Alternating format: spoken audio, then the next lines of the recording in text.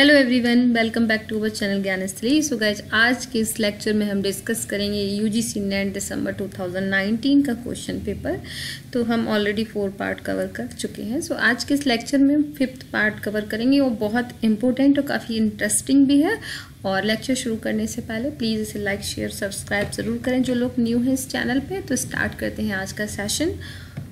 सो पहला क्वेश्चन है, काफ़ी इंपॉर्टेंट क्वेश्चन है कि कौन सा ऑर्गेनाइजेशन है जो डिस्ट्रिक्ट लेवल पे बेसिकली प्राइमरी और एलिमेंट्री एजुकेशन में जो इन सर्विस है उसकी रिस्पॉन्सिबिलिटीज़ को देखता है। तो ये क्वेश्चन सबको बहुत अच्छे से पता है कि वो क्या है, डाइट है।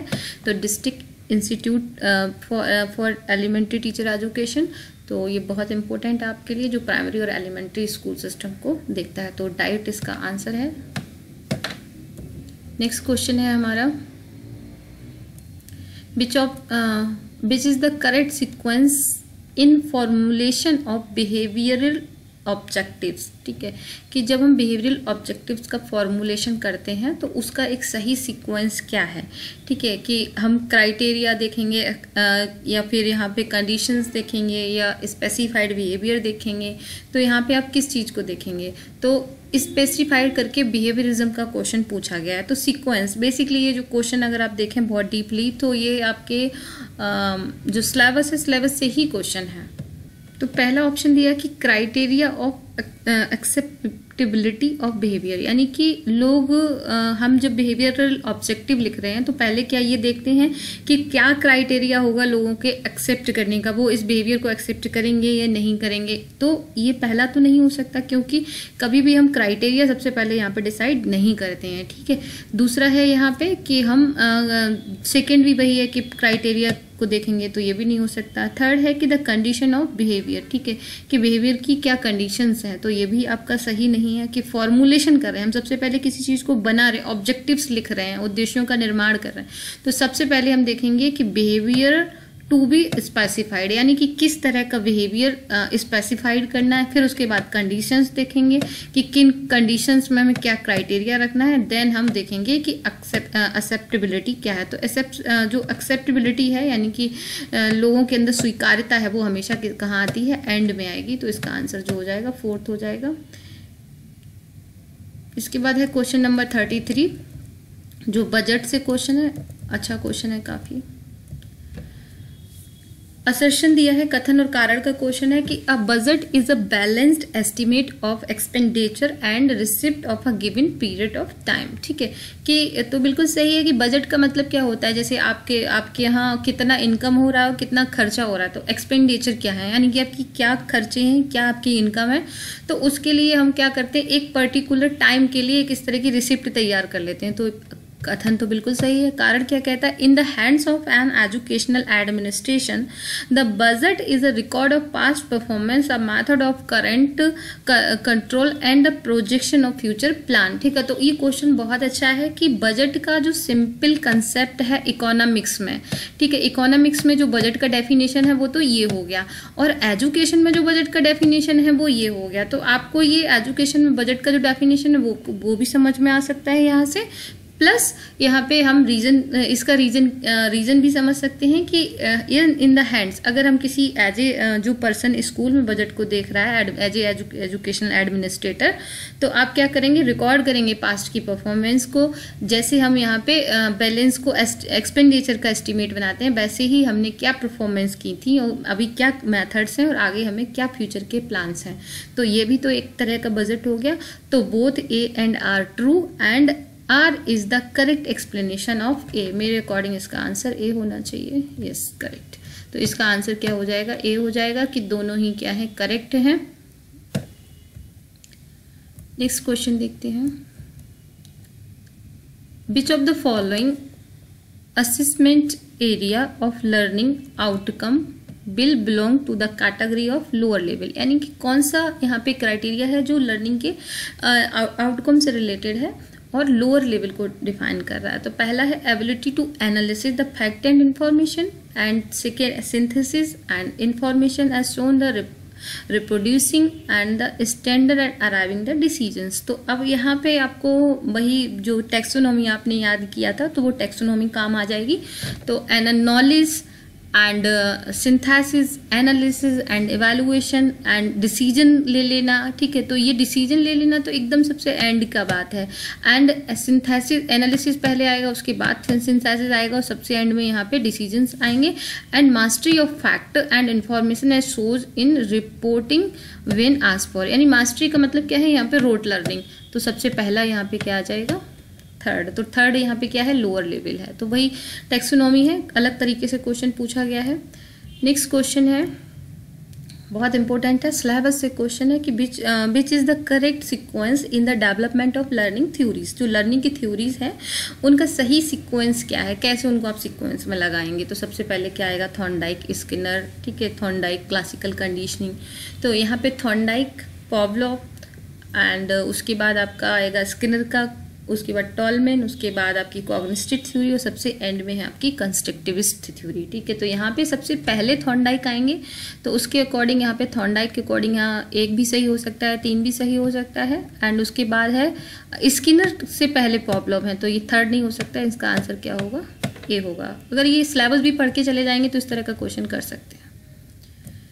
नेक्स्ट क्वेश्चन है, student of class x approach the class teacher and inform him her that the schedule of examination when announced make him uneasy। यानी कि जैसे मान लीजिए इस क्वेश्चन को आप अपने ऊपर, एप्लीकेशन बेस्ड क्वेश्चन है। अगर मान लीजिए क्या हुआ कि अभी नेट का अनएक्सपेक्टेड डेट आया, तो सारे बच्चे क्या हो गए, अनईजी हो गए, उनको अच्छा नहीं लग रहा था कि एकदम से आ गया है। बताओ 10 दिन नहीं बचे एग्जाम में और अभी तक एडमिट कार्ड नहीं आए हैं। तो इस अनाउंसमेंट ने आपको क्या कर दिया, अनईजी कर दिया, मतलब आप बहुत ज़्यादा फैमिलियर नहीं हैं। So when the type of guidance, यानी कि आपको किस तरह की गाइडेंस चाहिए। तो अब इस तरह के क्वेश्चन को अपने ऊपर अप्लाई करके भी समझ सकते हैं। तो एजुकेशनल गाइडेंस चाहिए या पर्सनल चाहिए या हेल्थ चाहिए या वोकेशनल चाहिए, ठीक है। आप देखो इस तरह के क्वेश्चन को बहुत अच्छे से पढ़ा करो, क्योंकि एजुकेशन से रिलेटेड बात है। तो पहला ऑप्शन उन्होंने क्या रख दिया, एजुकेशनल गाइडेंस, यानी कि बच्चा एकदम से कंफ्यूज हो जाए और सीधा सीधा क्या इसका आंसर लगा दे, एजुकेशन। क्योंकि आपको क्या लगेगा कि एजुकेशन की बात है तो एजुकेशन ही गाइडेंस चाहिए। नहीं, एजुकेशन गाइडेंस हमें तब चाहिए होता है जब हमें ये सेलेक्ट करना है कि हम क्या पढ़ें, किस सब्जेक्ट में कोई प्रॉब्लम आ रहा है, ठीक है। तो वहाँ जब आपको क्लास में कोई प्रॉब्लम आता है तो वहाँ पर आपको एजुकेशनल गाइडेंस चाहिए होता है। और जब आपको ये डिसाइड करना है कि मुझे कौन सा कोर्स सेलेक्ट करना चाहिए, मुझे MBA करना चाहिए, मुझे MBBS करना चाहिए, तो आप वोकेशनल गाइडेंस लेते हैं। और जब कोई हेल्थ से रिलेटेड प्रॉब्लम होती है तो आप हेल्थ का गाइडेंस लेते हैं। लेकिन जो आप अनईजी फील कर रहे हैं ये आपके मेंटल लेवल और आपके फिजिकल लेवल से रिलेटेड है, तो यानी कि ये आपकी खुद की मानसिक और शारीरिक समस्या है। तो इसलिए आपको यहाँ पे क्या चाहिए, पर्सनल गाइडेंस चाहिए। तो बहुत इंपॉर्टेंट क्वेश्चन है गाइडेंस एंड काउंसलिंग से। तो इस तरह से क्वेश्चंस को आप अप्लाई करके भी समझ सकते हैं। और ये भी समझने की कोशिश किया करो कि ये जो 4 ऑप्शन है वो क्यों रखे हैं, वो आपको भ्रमित करने के लिए रखे होते हैं। नेक्स्ट क्वेश्चन है 37, which of the following are the assumption underlying the use of parametric strategy. यानी कि पैरामेट्रिक जो टेस्ट होते हैं, तो पैरामेट्रिक आपने नॉन पैरामेट्रिक पढ़ा है, मैंने बताया भी है कि पैरामेट्रिक क्या होता है, नॉन पैरामेट्रिक क्या होता है, कहाँ पे हम रैंडमली डेटा सेलेक्ट करते हैं, कहाँ पे हम प्रोबेबिलिटी और नॉन प्रोबेबिलिटी का यूज़ करते हैं। तो ये सारी चीज़ें आप पढ़ चुके हैं बहुत अच्छे से। तो इस क्वेश्चन को आप करने की कोशिश भी कर सकते हैं। अब मैं आपको इसको करने का तरीका बताती हूँ। तो पैरामेट्रिक जो टेस्ट है उसकी करेक्टरिस्टिक भी इससे हो सकती हैं, है ना। तो जैसे पहला है कि the variable being study is continuous. तो यहाँ पे जो वेरिएबल्स हैं, चर हैं, उनका कंटिन्यूस स्टडी किया जाता है, यस करेक्ट है।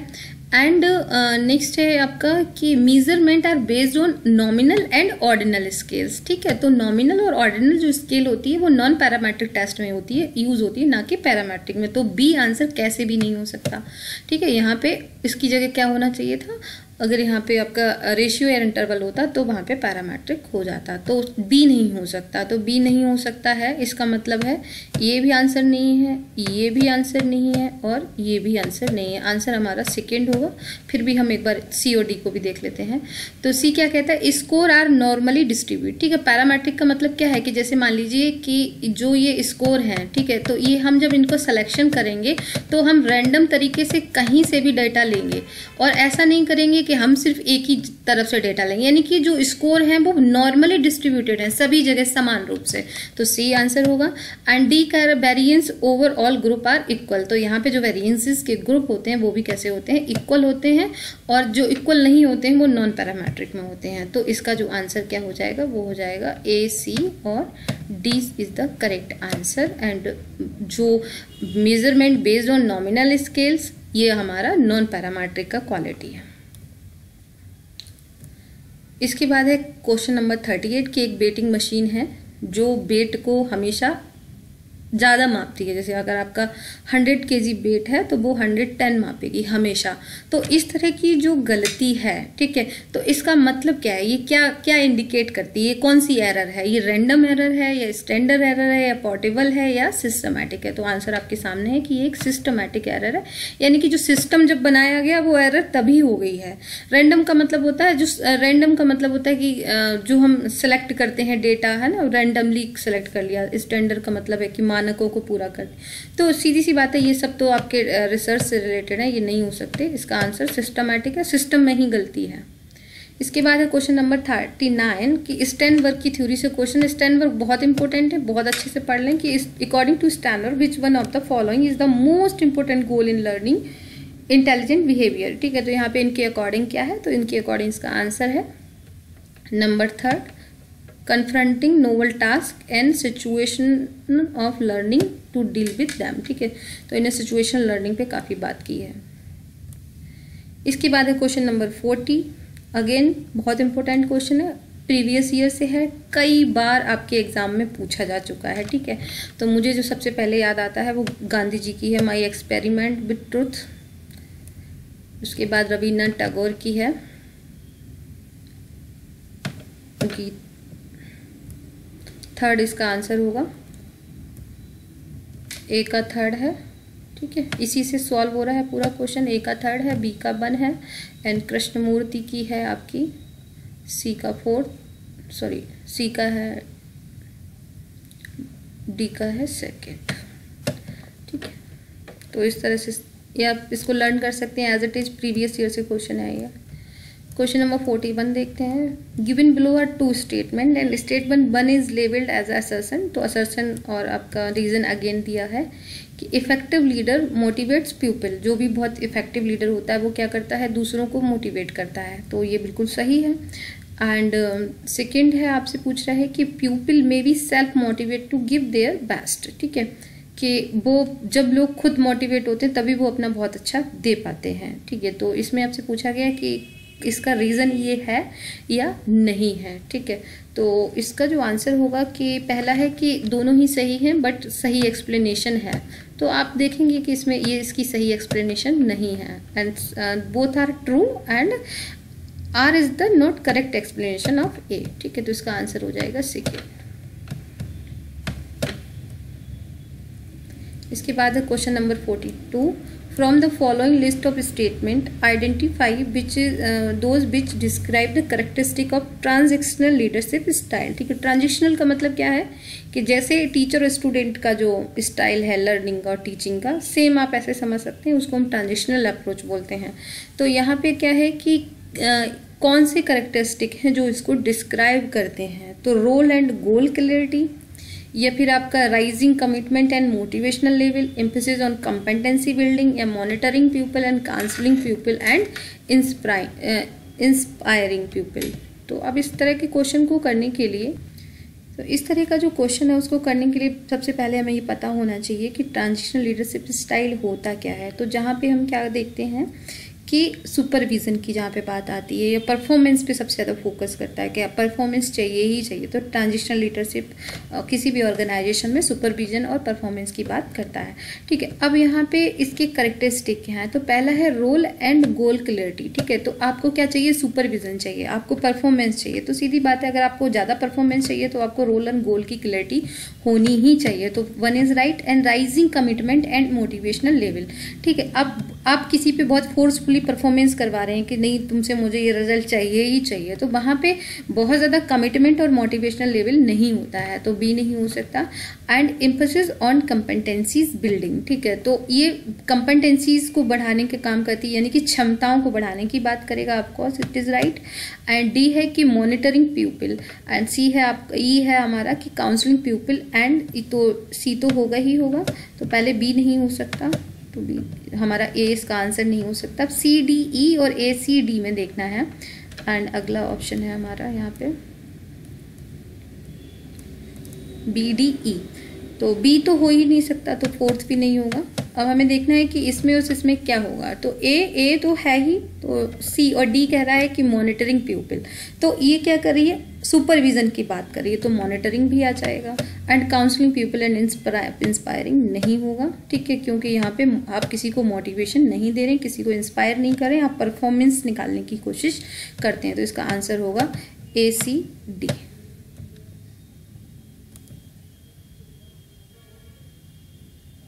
के बाद नेक्स्ट क्वेश्चन है broad function of SCERT, state council for education and research, state council for state council of education research and training जिसको बोलते हैं, तो ये NCERT जैसे हमारा सेंट्रल में होता है वैसे ही हर स्टेट के लिए SCERT होता है। तो इसका ब्रॉड फंक्शन, यानी कि अगर हम थोड़ा ब्रॉड फंक्शन देखें तो इसका ब्रॉड फंक्शन क्या है, ये डिज़ाइन और डेवलप करती है, टीचर एजुकेशन के कोर्सेज को बिल्कुल नहीं करती है, ठीक है, यहाँ पर उसकी जगह NCTE आ जाएगा। And preparation of a code of professional ethics for teacher, NCTE करती है ये भी। एंड थर्ड है accreditation of teacher education institute and there, ये NA आपका NAAC करता है ये काम, ठीक है, मॉनिटरिंग का और एक्रेडिटेशन का, ये दोनों NCTE की काम है। एंड फोर्थ है development of curriculum, text book, training, research and motivation. Yes, this is the correct answer, so इसका फोर्थ सही आंसर हो जाएगा। इसके बाद नेक्स्ट क्वेश्चन है how would you as a teacher identify student with mild learning empowerment in the classes, ठीक है, तो जो माइल्ड है जिनके अंदर इस तरह का फंक्शन, दोषग्रस्तता जो बोलते हैं एम्पावरमेंट, तो उनको आप कैसे आइडेंटिफाई करेंगे, तो इसके जो ऑप्शन, तो इसके ऑप्शन देख लेते हैं ABD, ABC एंड BCD, ठीक है। तो पहला है कि the learner keeps hand near his her ear when you speak to him, है ना, यानी कि माइल्ड है, माइल्ड का मतलब क्या है, बहुत ज़्यादा प्रॉब्लम नहीं है उसको, थोड़ी कम प्रॉब्लम है, तो आप जब बोलेंगे तो वो अपने कान पे हाथ रख लेता है, मतलब उसको ठीक से सुनाई नहीं दे रहा है, तो ये क्या है, माइल्ड सिम्टम है, इस करेक्ट है। नेक्स्ट है the learner leans toward you in attempt to hear better, ठीक है, ये भी सही है।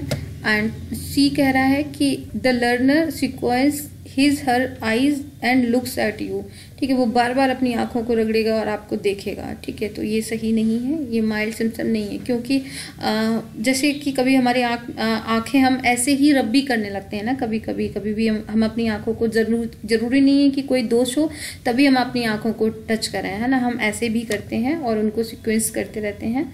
एंड डी कह रहा है कि the learner does not respond to your calling unless someone tell him her, ठीक है, आप बच्चे को बार बार कॉल कर रहे हैं पर वो आपको रिप्लाई नहीं कर रहा क्योंकि उसको सुनाई नहीं दे रहा है, ठीक है, तो यहाँ पे लर्निंग की बात हो रही है, ध्यान रखेंगे कि लर्निंग की बात हो रही है, तो लर्निंग का मतलब क्या है, सुनने की बात है यहाँ पे, ठीक है, तो यहाँ पे आइज वाला इसलिए भी नहीं हो सकता, तो इसलिए इसका आंसर क्या हो जाएगा, डी, तो इसका आंसर होगा ABD।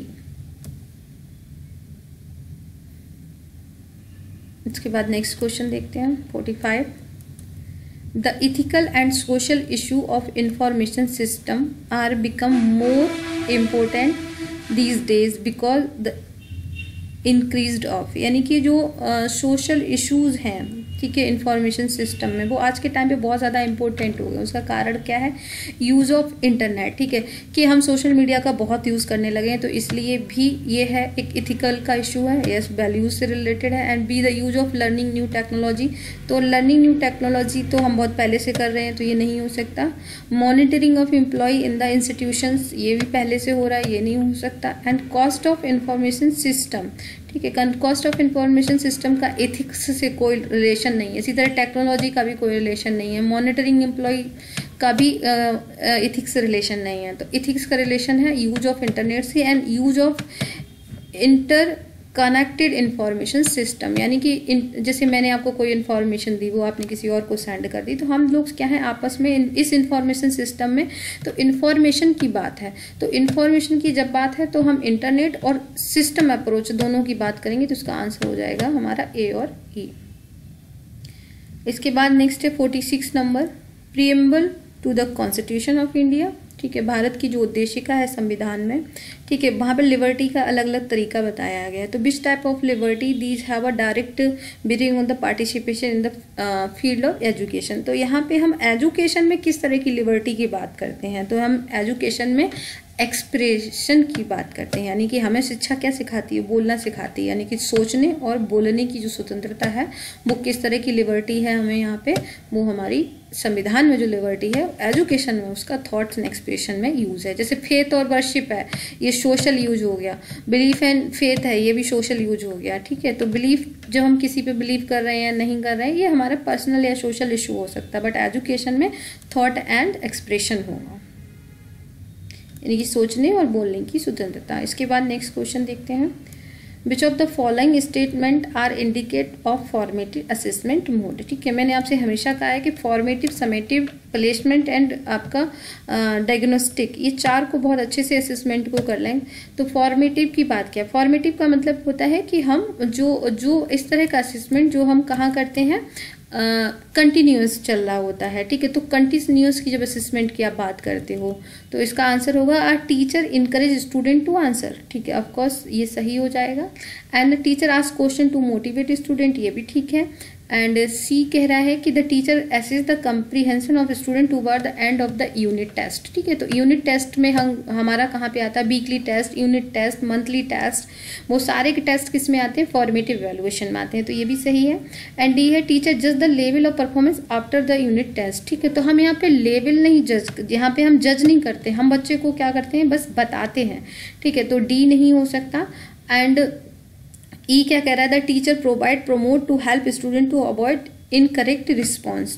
ठीक है, तो इसका आंसर होना चाहिए 2, ए बी ई। अगर हम इसको ले भी लेते हैं सी को, तो इस तरह से हमारा ए बी सी, अगर सी लेते हैं तो फिर हम ई नहीं आ रहा है, सी और ई एक साथ, तो फिर डी नहीं ले सकते हैं इसमें। अगर हम डी हमें लेना नहीं है तो डी आ रहा है, 2 में डी आ रहा है। ठीक है, तो 3rd और 4 नहीं ले सकते हैं जस्ट बिकॉज यहाँ पे डी दिया है। ये रॉन्ग नहीं है, सी करेक्ट है, बट हम ले नहीं सकते क्योंकि ऑप्शन इस तरह का नहीं है। ठीक है, तो ए तो है ही सही एंड बी भी सही है। तो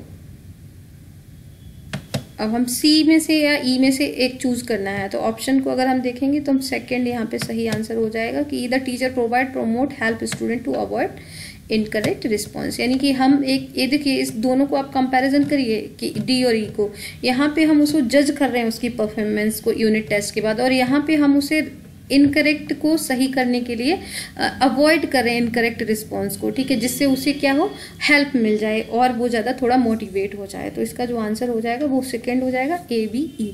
कभी कभी हाँ एक चीज़ है कि एक चीज़ देख लीजिएगा जब आप इस तरह का क्वेश्चन करें कि कभी कभी क्या होता है कि आपको 5 यहाँ पे ऑप्शन दिए हैं, 5 में हो सकता है कि जो भी आपको 3 ऑप्शन दिए हैं यहाँ पे उनमें से 4 सही हों, लेकिन हमें फिर ऑप्शन के अकॉर्डिंग चूज करना पड़ता है कि सही ऑप्शन क्या होगा। ठीक है, तो इस तरह से भी आपको देखना पड़ता है।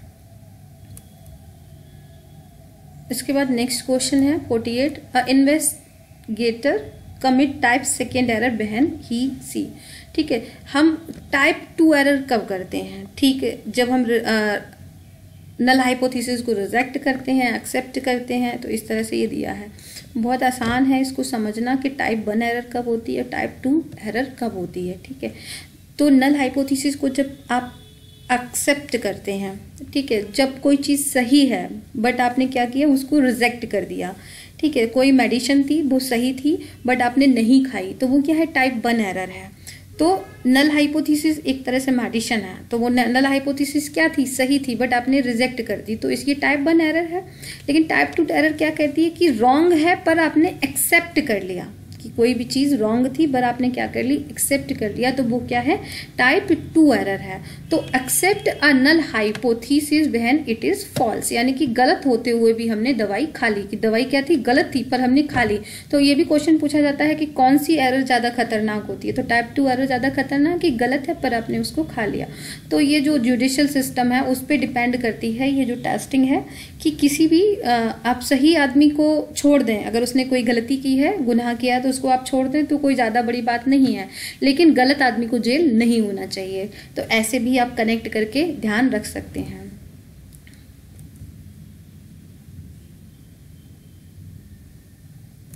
क्वेश्चन नंबर 49,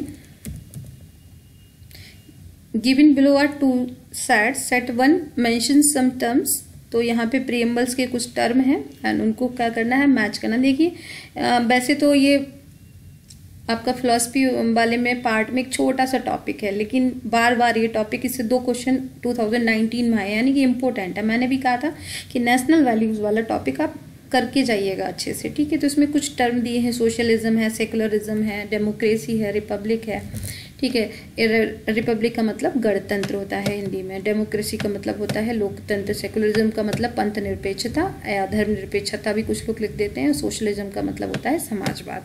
तो ये जो टर्म है वो कैसे, इनका क्या है, तो ठीक है। रिपब्लिक का मतलब क्या है, ऐसा आइडिया जिसमें हम क्या करते हैं, इक्वलिटी की बात करते हैं, ठीक है। सोशलिज्म का मतलब क्या है, यहाँ पे किसी भी स्टेट का कोई भी रिलीजन नहीं होगा। पंथ निरपेक्षता या धर्म निरपेक्षता का मतलब है कि जो भी राष्ट्र है, कंट्री है, उसका अपना कोई रिलीजन नहीं होगा। तो बी का यहाँ पे आंसर क्या हो जाएगा, फर्स्ट हो जाएगा, ठीक है। तो हम इसी से करने की कोशिश करते हैं कि बी का क्या है, 1 है, तो इसका सही आंसर हो जाएगा ए, ठीक है। तो सोशलिज्म का 3rd है, इसको आप मैच कर लीजिएगा।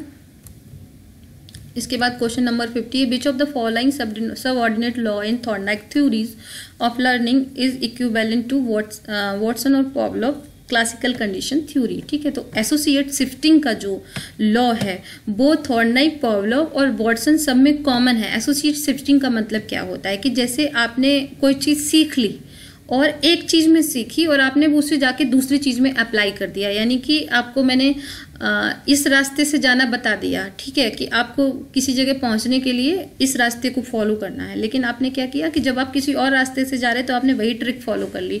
तो एसोसिएट शिफ्टिंग, यानी कि कोई भी चीज़ जब हम एक बार सीख लेते हैं तो हम उसे दूसरी जगह भी, वो लर्निंग हमारी ट्रांसफर हो जाती है, शिफ्ट हो जाती है।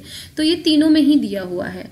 सो ये क्वेश्चन अगेन एंड अगेन पूछा गया है। सो 2019 पेपर आज हमने 50% कवर कर लिया है, रेस्ट बाकी जो बचे हुए क्वेश्चन उनको हम कल करेंगे।